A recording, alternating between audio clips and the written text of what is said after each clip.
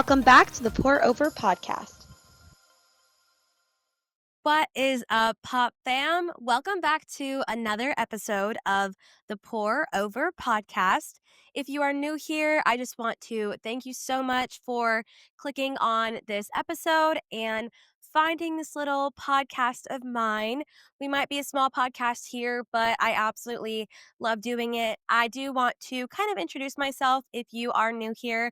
Hi, my name is Kyla. I post episodes on this podcast every single Tuesday morning. And this podcast is just a place where believers can come and be poured into so we can go out and pour into others and help make disciples of all nations, but also learn how to be better disciples ourselves. You know, there's so much that goes into our daily walk with Christ. And a lot of those things we don't always talk about, we don't always address. And sometimes as a Christian, we just think, well, this is kind of a unique situation. How am I supposed to approach this?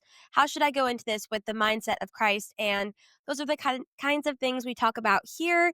That is what I am here for. And, you know, as believers, we really do need a place where we can just be encouraged and built up and received so we can go out and do the work that Christ has called us to do. And that is exactly what this podcast is for. I've been doing this podcast since July. So, like I said, we're a little bit smaller, a little bit newer, but I'm just so thankful for every single person who listens to any episode weekly.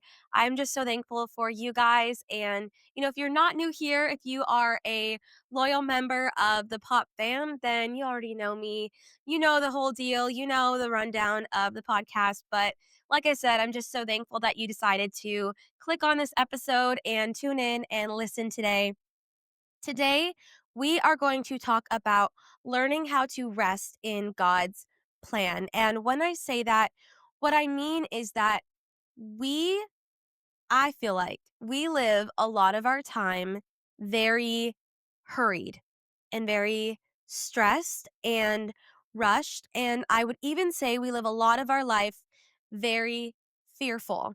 And it's because we think that we're going to miss out on what God has for us. It's because we think that if we don't work for something, then we're going to miss out.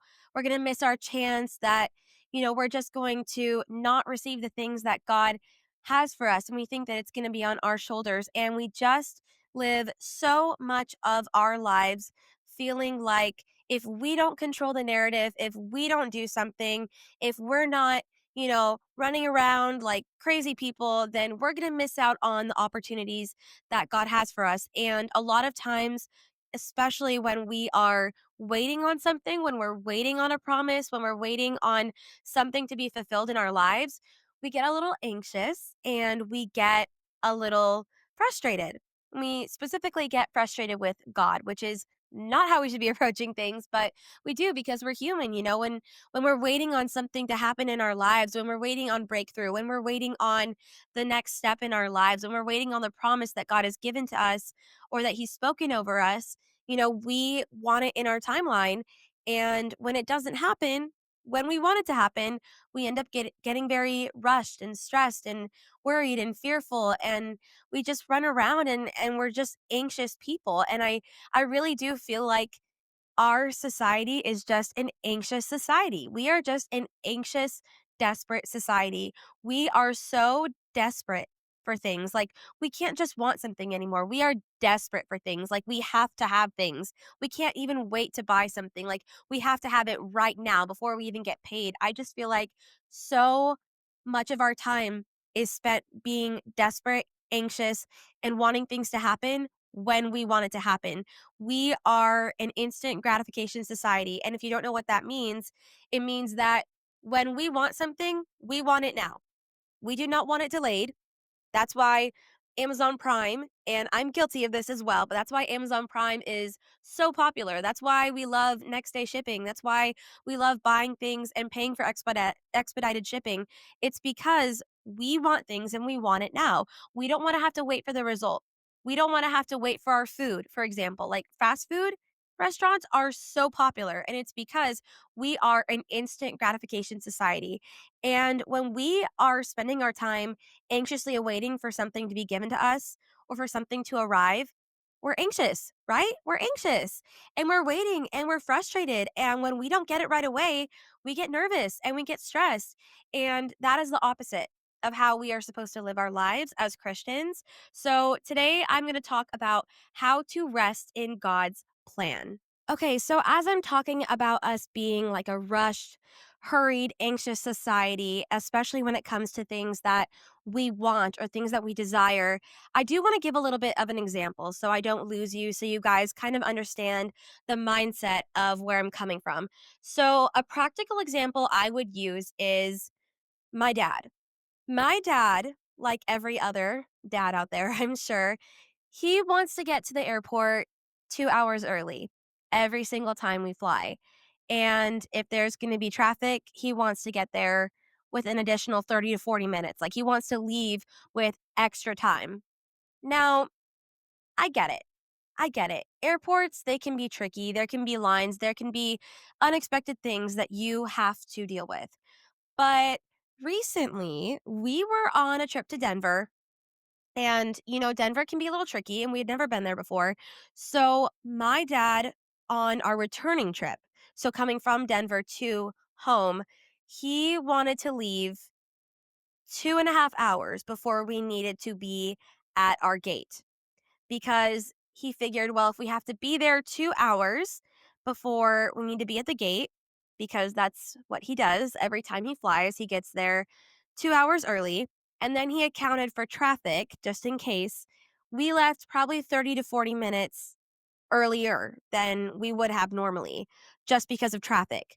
Now, we got to the rental car return place. We got through security. We got through all the places we needed to go. We stopped at Einstein Bros for bagels and coffee. We got to our gate finally.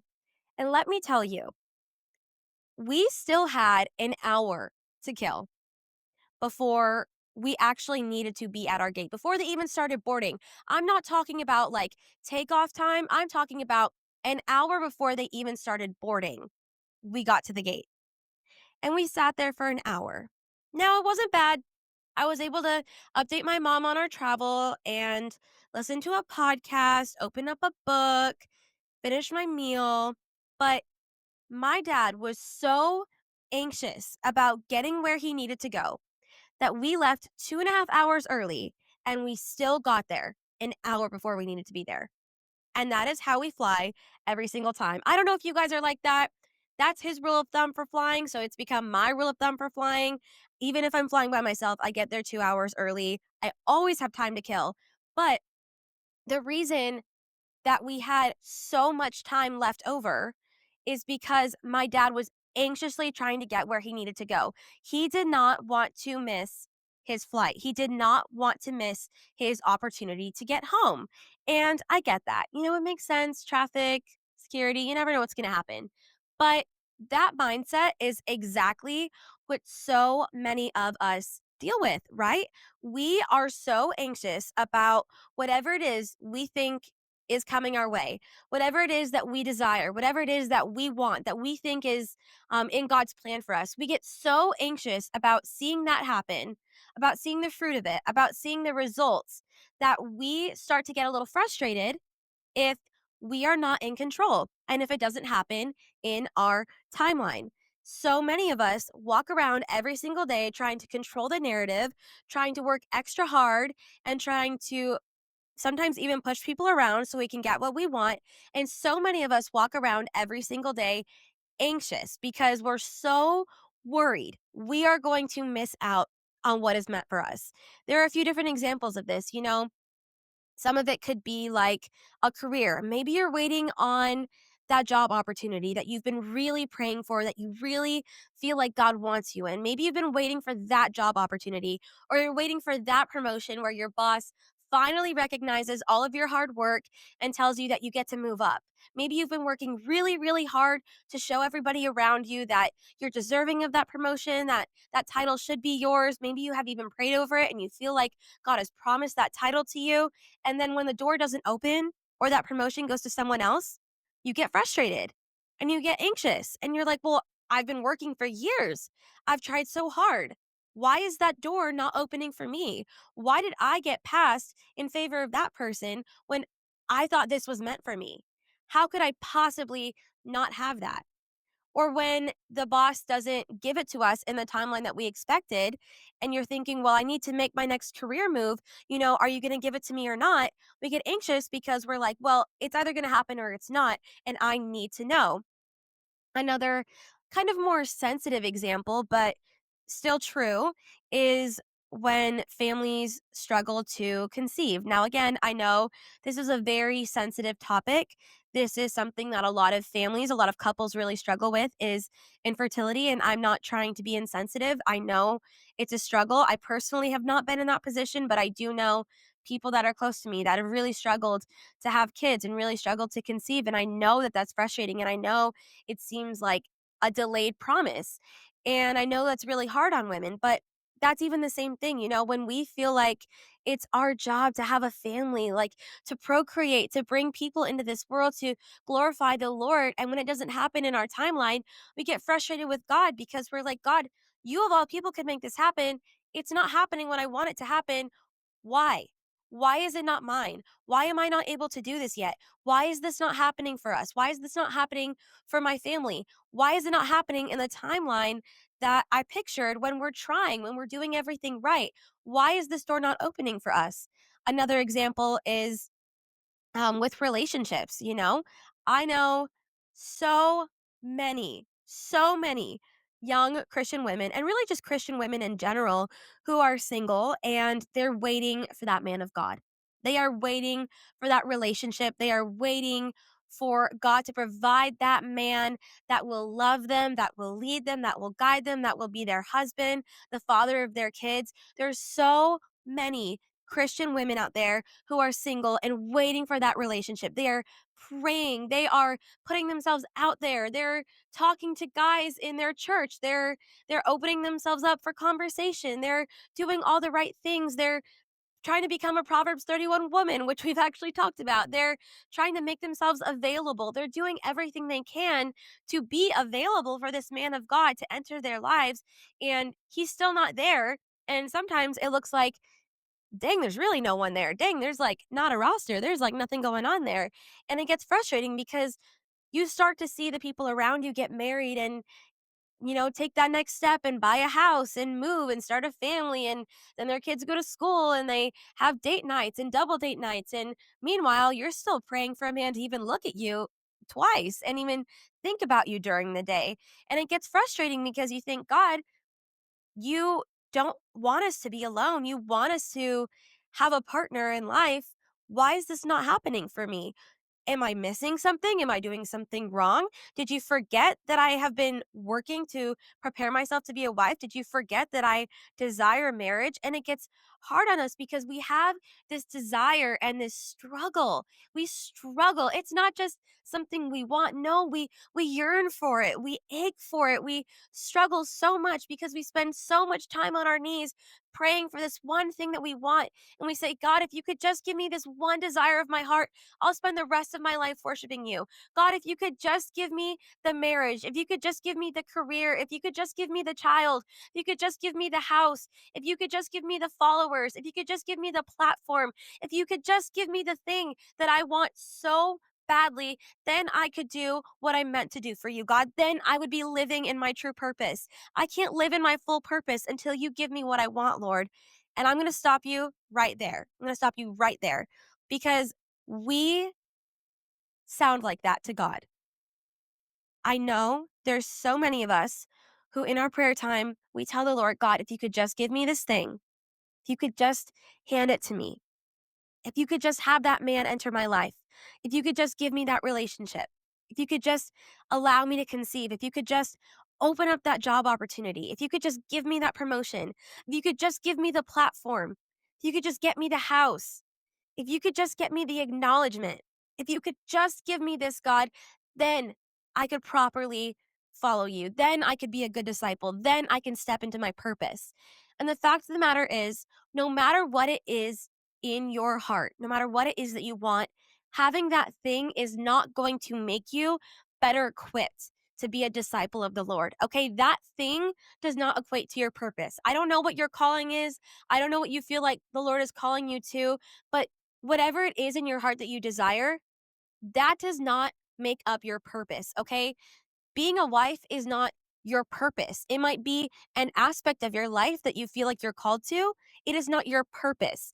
Being a parent is not your purpose. Having that job is not your purpose. Getting that career opportunity or that house or whatever it is, the followers, the platform, whatever it is, that is not your purpose. That is not why God put you on this earth. And we get so wrapped up in whatever it is in our heart that we want, that we struggle and we ache and we cry all the time. I don't know if the guys do this, but I know as ladies, we will get down on our knees and we will sob because we think, God, if you could just give me this thing, Lord, then I could be fulfilled.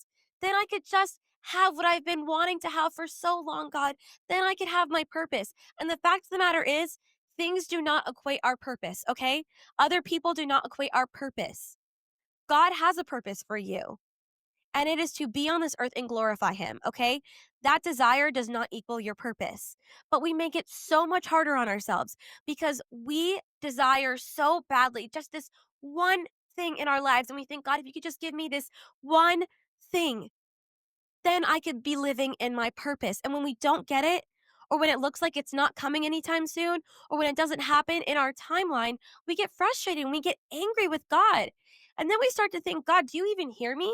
Do you even know the desires of my heart? Do you even care about the desires of my heart? Like, are you listening to me? Sometimes we think that God has forgotten about us, that God has forgotten the dreams that we have in our heart.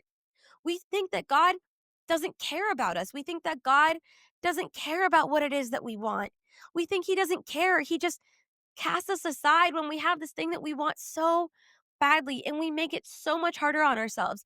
And then we stress. We stress because we think, okay, either I've done something wrong and I've missed the mark, or God did something wrong and He cast me aside. He doesn't care about me, or He forgot about me. And neither of those things are true. Neither of those things are true. Okay, God does not forget about you. He has not cast you aside. He didn't forget that you have desires of your heart. And it's not about you messing up or missing your mark or not doing enough. It's not about you. Your purpose is not about you and what you can do. It's about God's timeline. So, with that being said, I know I kind of came in hot, kind of came in strong, but with that being said, I want to get into, well, first off, I want to get into some reasons why God might be making you wait in this time. Okay, one reason why God might be making you wait for that desire in your heart or for that next step that you've been praying about is He might want to test you to see if you desire that thing in your heart more than you desire Him. Because sometimes we get a little too caught up in whatever it is that we want. Sometimes we let that occupy our hearts and occupy our thoughts, and we spend so much time praying about that one thing. And I don't think it's wrong to pray repetitively. I don't think it's wrong to continue to seek God with this one specific thing that you want, this one specific desire. But if we are spending all of our prayer time on this one thing and we're not praying for God's glory, we're not praying for growth of the kingdom, we're not praying for other people like our friends or our family or our coworkers, whoever it might be in our lives, maybe people we lead, maybe people we serve with. If we are only spending our prayer time praying about that one thing that we want, and we are constantly all day long only talking to God about that one thing and telling him, God, if you could just give me this one thing, then I would really be happy. God might look at you and he might test you to see if you are putting that desire above him. I want to remind you that no matter what it is you want, and no matter your reasons for wanting it, nothing, and I repeat this, nothing should ever take the place of God in your heart. Whatever it is that you want, whatever it is that you're desiring, no matter what the reasons are, maybe you want it so you can glorify God. That desire cannot outweigh your desire for God, if that makes sense. Like that thing should not have the throne of your heart. That thing should not occupy your mind and occupy your thoughts all day.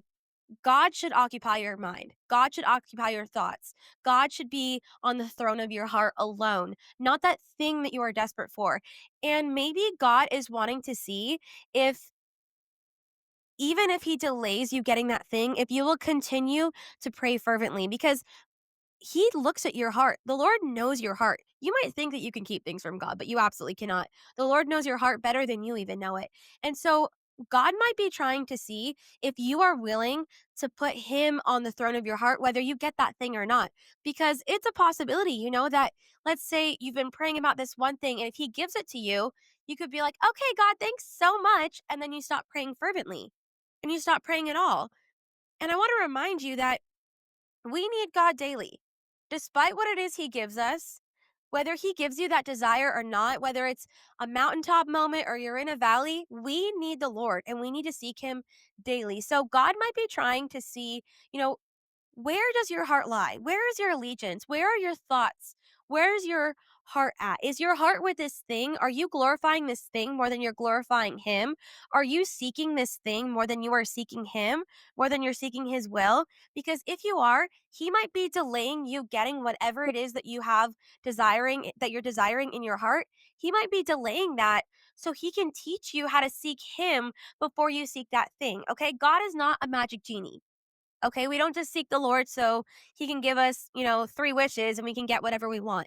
That's not how God works. Okay, that's not who the Lord is. That's not the purpose of our relationship with God. In fact, it's the complete opposite. Our relationship with God is to glorify him and to bless him, not so we get blessed. I'm not saying we don't get blessed in the process, and God does love to bless us. He loves to give us things. He loves to give us gifts because that's just the kind of father and just the kind of God he is, but that is not the purpose of our relationship with the Lord. So if we are seeking this thing, if we are seeking that job, that relationship, that family, whatever it is, if we are seeking that thing more than we're seeking him, more than we're seeking his glory, more than we're seeking the kingdom being grown, more than we are seeking us living out our purpose, if we are seeking that thing more than we're seeking his will being done, then he might delay it because he's trying to teach you that you have got to put him back on the throne of your hearts. It's not about what you want. Not that he won't give it to you eventually, not that you won't get it in time, but he's trying to teach you it's not about what you can get, it's about him. So that could be one reason why the Lord is trying to delay you getting what you want and why you're having to wait a little bit because he wants to see where your heart really is. And another reason that he might be delaying you getting that desire in your heart is to see if you can be faithful with what you already have. There's a scripture, actually, I want to pull it up. It's in it is in Luke 16:10, and I was planning on reading this from my Bible, but my Bible's all the way over there, and I'm not gonna pause it to go get it. Luckily, I have it on here. But it says in Luke 16:10, it says, "Whoever can be trusted with very little can also be trusted with much. And whoever is dishonest with very little will also be dishonest with much." So, if you have what you have right now and you are not being faithful with it, you can't really be trusted with it. You're not really doing anything with what God has given you already. He's not going to give you more.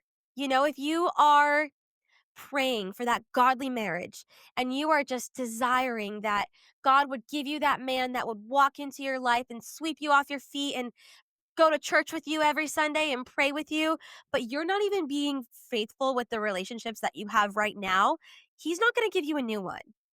Like, when was the last time that you checked on your friends and asked them, like, hey, how are you really doing? When was the last time you checked on your family members and said, how can I serve you better? Because the relationships you have right now are so significant. They matter too. We get so caught up in the what could be and what we could have, but God has already given you something today. He's trusted you with something today. Maybe that's what the job you have right now, and you're praying for that new job opportunity. You're praying for that promotion. You're like, God, if you could just give me that promotion. But are you being faithful with the job you've already been given? Are you really thriving in your job? Are you doing the extra little things that you don't have to do, but you're doing it just to show that you can step up and handle the responsibility and be a team player? If it's a house that you want or the followers that you want, and you're doing it for the money. Well, God's not going to bless you with more money if you can't be faithful with the money you already have. If you're constantly spending money left and right on useless things just because it popped up on your TikTok shop or on your Amazon, God's not going to bless you with even more money financially because why would he? you're not being faithful with what you've already been given.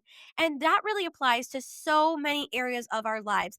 But God could be making you wait on whatever the desire is because you are not being faithful and you are not multiplying what you have already been given. It's like the story of the talents in the Bible, this boss gave these different, oh my gosh, I'm going to butcher this story. Please don't come for me. Okay, I just read it the other day, but I've been sick, my brain is not working and I haven't had a nap.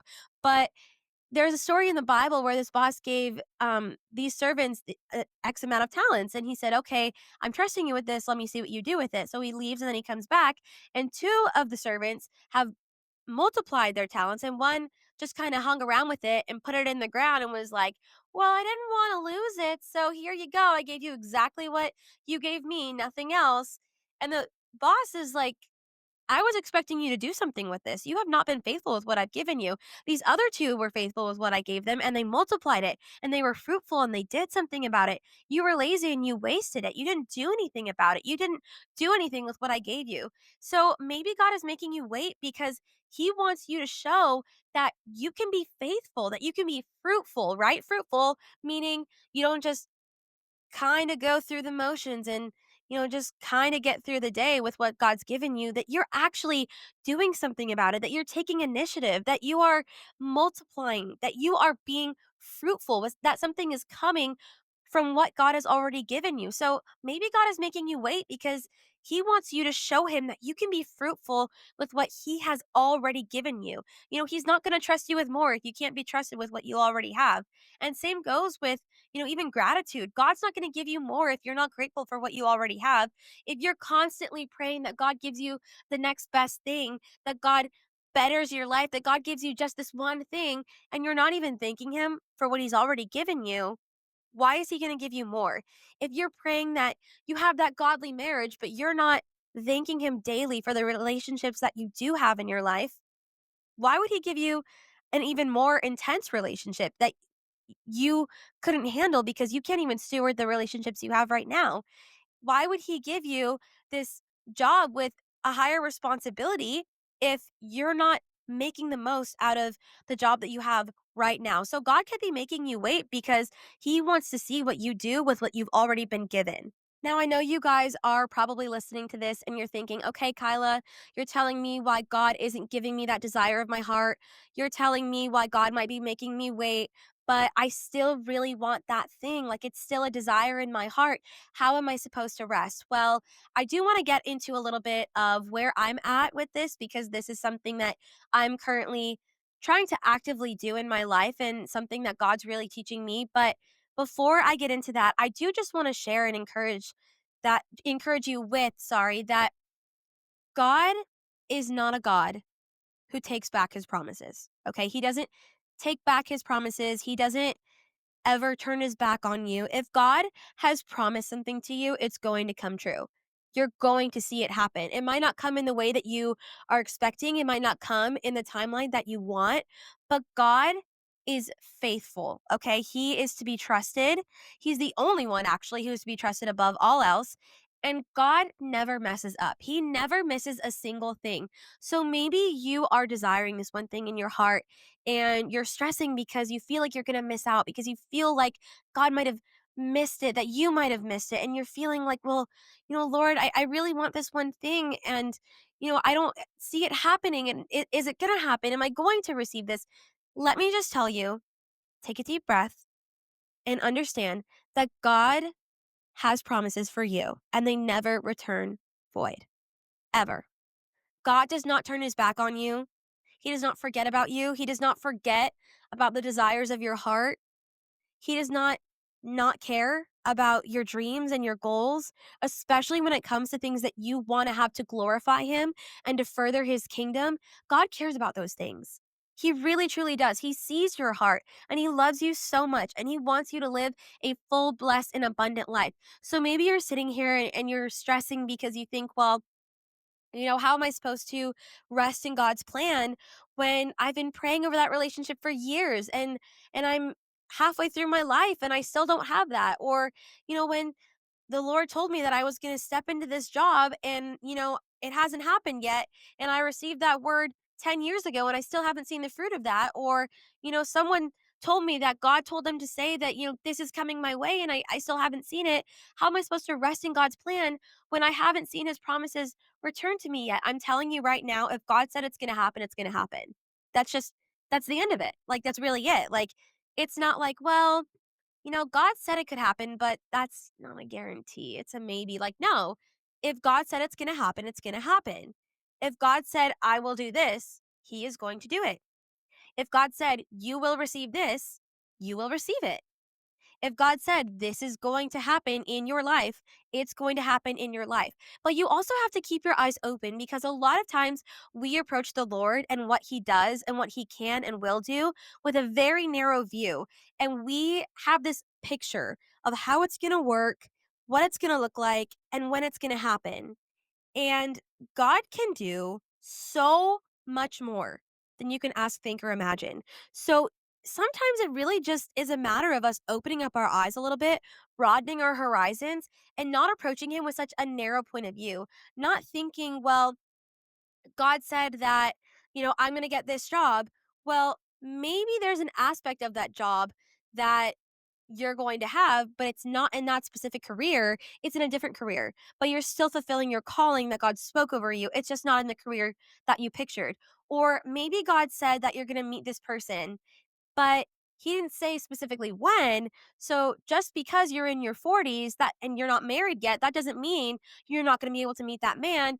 That just means that you're going to have to wait a little bit longer than what you imagine. We can sometimes approach God with our view on things and with how we think that things should work. And God doesn't work on our timeline.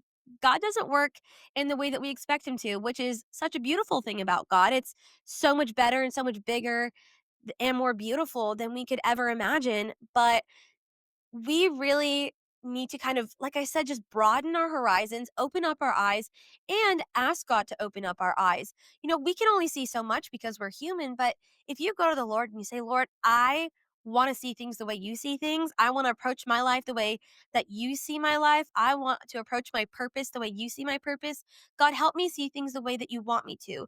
Lord, help me be open to new things that I might not expect that you have in your plan for me. But let me be open to that. Let me be available because oftentimes we say yes to what we think God wants for us. And then God puts something in our path and we're like, oh, I don't know about that one. But it's just because it's new and it's not what we were expecting. But that doesn't mean it's a bad thing. That doesn't mean that it's not in God's plan. It just means that it's different than what we were expecting. But again, God can do so much more than we can ask, think, and imagine. And if he said it's gonna happen, it's going to happen. Like that's really it. Like I could honestly, without even getting into my story or my experience, I could end it right there. If God said it's gonna happen, it's gonna happen. Period. Point blank. End of story. Thank you for listening to the podcast episode.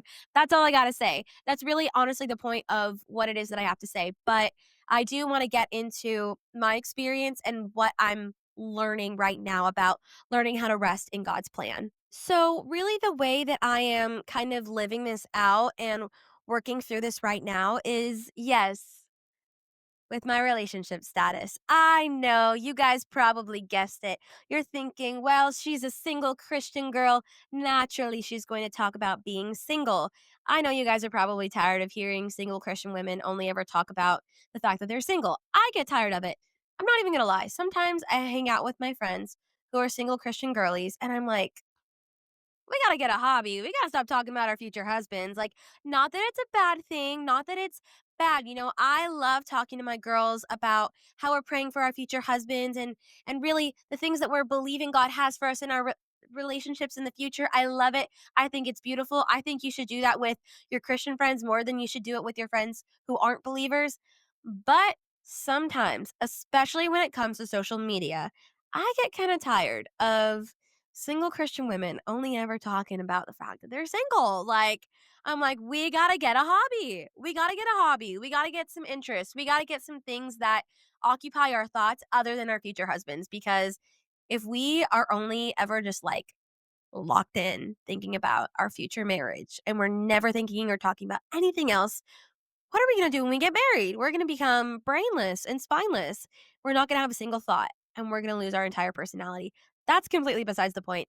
Anywho, I do want to talk about my experience with this because I'm telling you guys, in this past year alone, and it is only April, in honestly, just since the beginning of 2025, I have received more encouragement for and words about my future marriage than I ever have. Like, I have received so much more affirmation about my future marriage and so many more prophetic words about my future marriage than I have in my entire life, in my entire walk with Christ, which is kind of scary because it makes me think, like, wait, this might actually be happening sometime soon. And honestly, even to touch on that, like, in one of my prophetic words that I received about my future relationship, someone told me, like, "He's coming sooner than you think," and then I got scared because I was like, "Well, what does that mean?"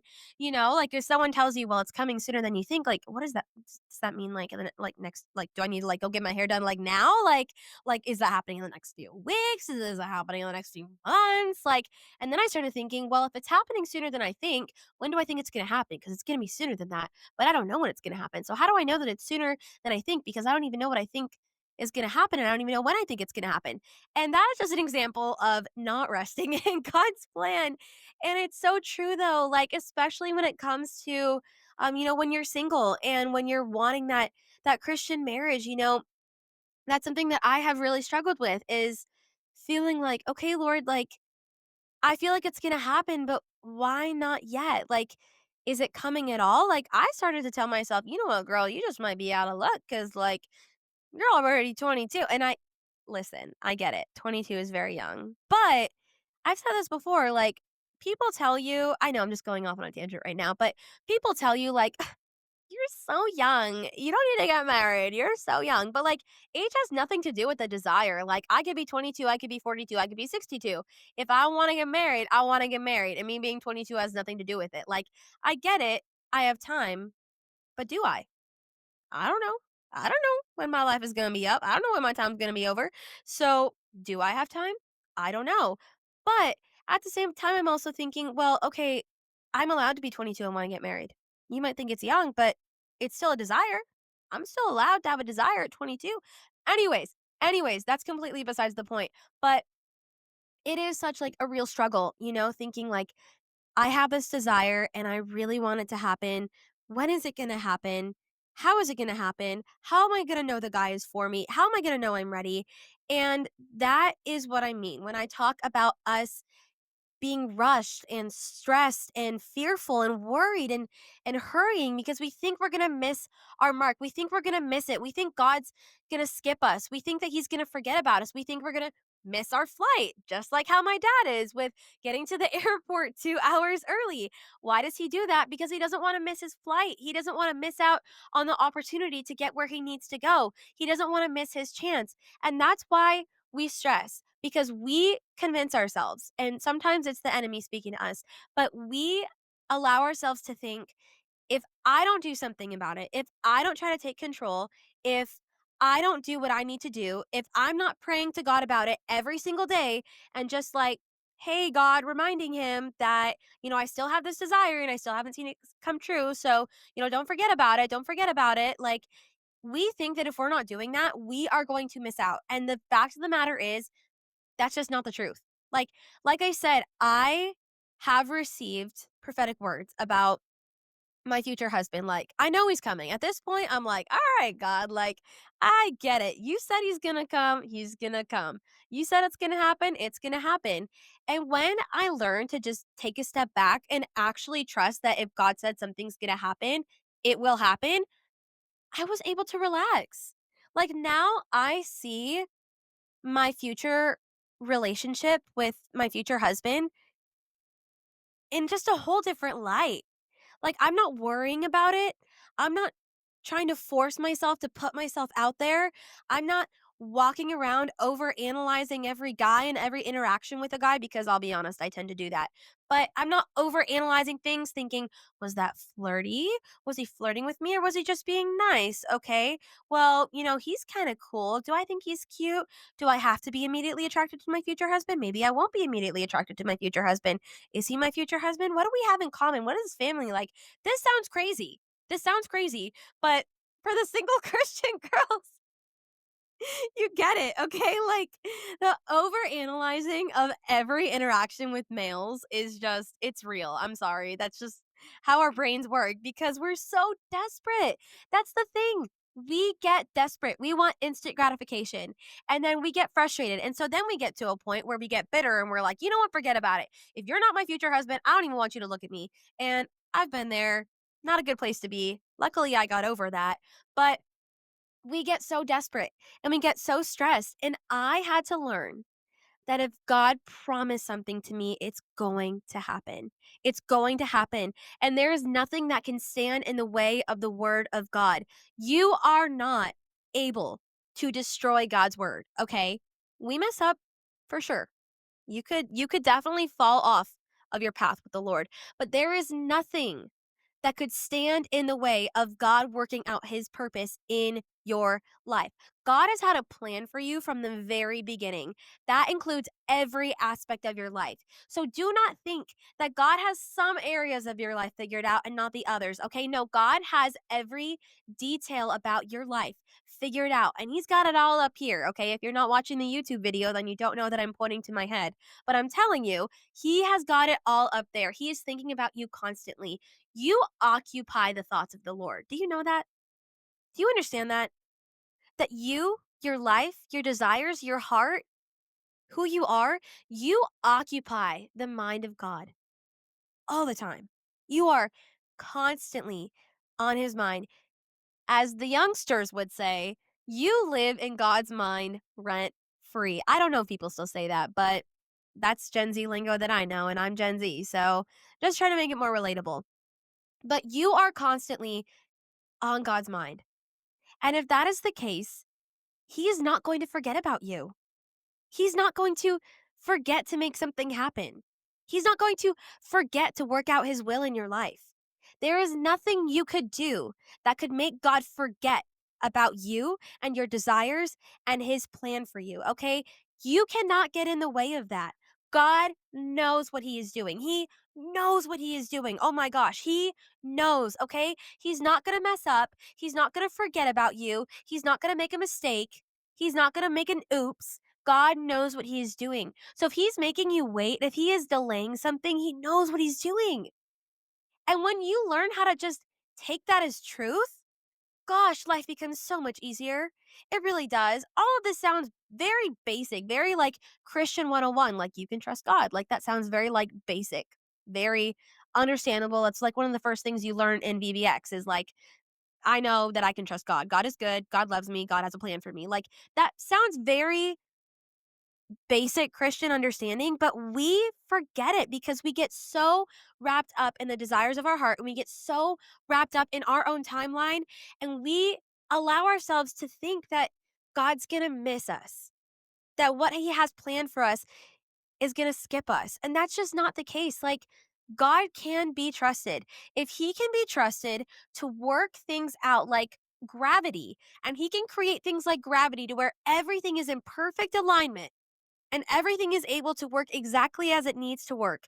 If he is able to work from the very beginning and have a plan from the second that humanity sinned, the very first fall of man, if he had a plan to save humanity from the very beginning, he has a plan for you and you can trust it, okay? I'm not saying it's going to be easy. I'm not saying he's going to give you the easy way out, but I'm telling you, you can trust God. And if you can trust God, you can relax. You can relax. Just like how I am right now. I am not worrying about when I'm going to get married. I'm not worrying about if that guy likes me. If he doesn't like me, what is he thinking about me? Is he thinking about me? I'm tired. I'm done. I'm exhausted from overanalyzing and I'm exhausted from putting in all the work thinking that I get to control the narrative, that if I can just make everything work as I want it to work in my timeline, everything will go according to plan. That's just not the case. And that is why so many of us are so stressed and we're so anxious and we're so tired. It's because we think it's in our hands. We think we're in control and we're not. And that's such a beautiful thing.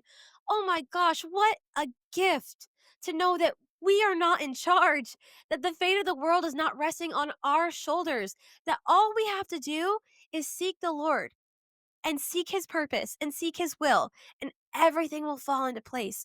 What a gift, you guys. We have been given the gift of being able to trust the Lord and trust that he knows what he's doing. And we are throwing that gift away because we think we're going to miss it, and we're not. We're not. We're not going to miss out. God doesn't want you to miss out. He knows what he's doing. And I do want to close this episode with some scriptures. Again, I will be reading from my computer because my Bible is over there. I want to start with Proverbs 16:9. It says, "In their hearts humans plan their course, but the Lord establishes their steps."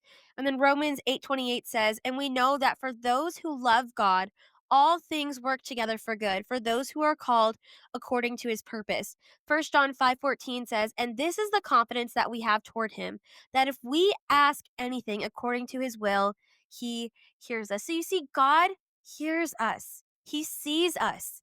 He is not forgetting about you. He has a plan for you.